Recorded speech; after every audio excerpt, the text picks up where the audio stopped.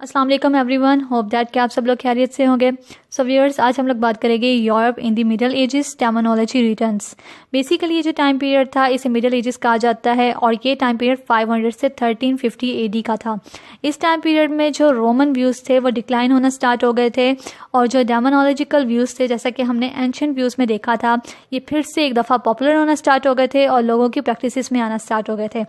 इसके अलावा जो साइंस को लेकर लोगों का एक डिस्ट्रस्ट था वो फिर से पूरे यूरोप में फैलना स्टार्ट हो गया था और पावर ऑफ क्लर्जीज जो थी वो फिर से इंक्रीज होना स्टार्ट हो गई थी।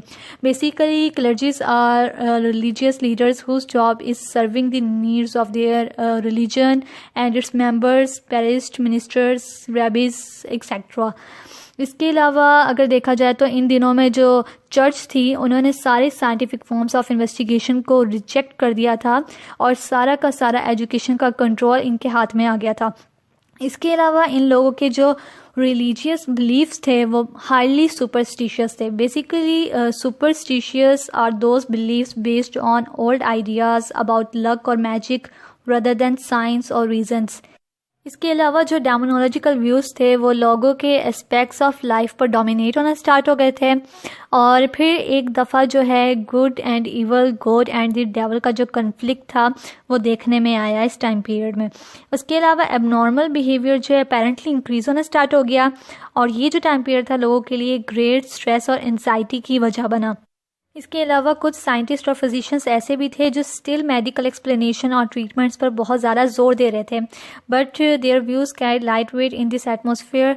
तो कोई फ़ायदा ही नहीं हुआ क्योंकि कोई इस तरफ नहीं आ रहा था, क्योंकि चर्चेस जो थी वो साइंटिफिक फॉर्म्स ऑफ इन्वेस्टिगेशन को रिजेक्ट कर चुकी थी और लोगों के जो व्यूज़ थे वो हाईली डेमोनोलॉजिकल हो चुके थे। इसके अलावा अगर बात की जाए तो इस टाइम पीरियड में जो है मैस मैडनेस की वबा फैली।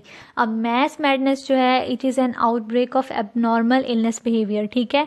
इसमें लार्ज नंबर ऑफ पीपल, मतलब बड़े पैमाने पर जो लोग थे वो बज़ाहिर डेल्यूजन्स और हेलुसिनेशन को जो है फेस कर रहे थे।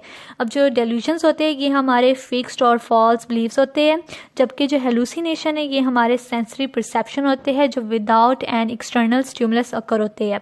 इसके अलावा मैस मैडनेस की एक और फॉर्म थी जिसे लैकेंथ्रोपी कहते हैं। अब इसमें लोगों का ये ख्याल था कि वो जो लोग हैं वो वुल्व्स या अदर एनिमल्स के कब्जे में हैं। दे एक्टेड वुल्फ लाइक, वो इस तरह से एक्ट करते थे जैसे कि वो वुल्फ है और वो इस चीज़ को इमेजिन करते थे कि उनकी पूरी बॉडी पर जो है फर निकल आया है, जबकि ऐसा रियल में नहीं था, ये उनकी इमेजिनेशन थी, उनको लगता था। इसके अलावा एक और डिसऑर्डर टैरेंटिज्म, जिसे सेंट विटस डांस के नाम से भी जाना जाता है। इसमें अब एक ग्रुप ऑफ पीपल होता है जो कि सडनली डांस करना, जंप करना स्टार्ट कर देता है, यहाँ तक कि वो कन्वर्जन में चला जाता है। कन्वर्जन बेसिकली तब अकर होता है जब एक पर्सन के मसल्स जो है कंट्रैक्ट करते हैं अनकंट्रोलेबली और ये फ्यू सेकंड से लेकर कुछ मिनट तक कंटिन्यू रहते हैं। फिर इसके अलावा इस डिसऑर्डर में ये होता था कि बहुत से लोग जो है अजीबोगरीब किस्म की ड्रेसिंग करना स्टार्ट कर देते थे, कुछ अपने कपड़ों को फाड़ देते थे। उसके बाद फिर सारे यही कन्विंस्ड करते थे कि उन्हें एक वुल्फ स्पाइडर जिसका नाम था टैरेंट्यूला उसने काटा है या उसने अपने कब्जे में कर लिया है। उसके बाद वो लोग अपने इस डिसऑर्डर को क्योर करने के लिए डांस परफॉर्म करते थे जिसे कहा जाता था टैरेंटीला। इसके बाद ट्रीटमेंट की बात करें तो ट्रीटमेंट में जो है एक्सॉर्सिज्म को दोबारा से रिवाइव किया गया।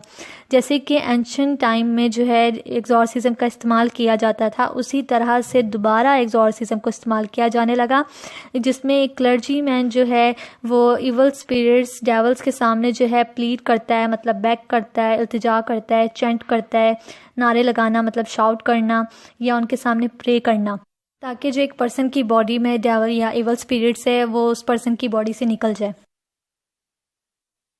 So viewers, I hope that you all understand today's topic. If there is still any difficulty, so you guys must tell me in the comments. And please don't forget to like, subscribe and share my videos. Keep supporting me. तब तक के लिए goodbye, take care and Allah Hafiz.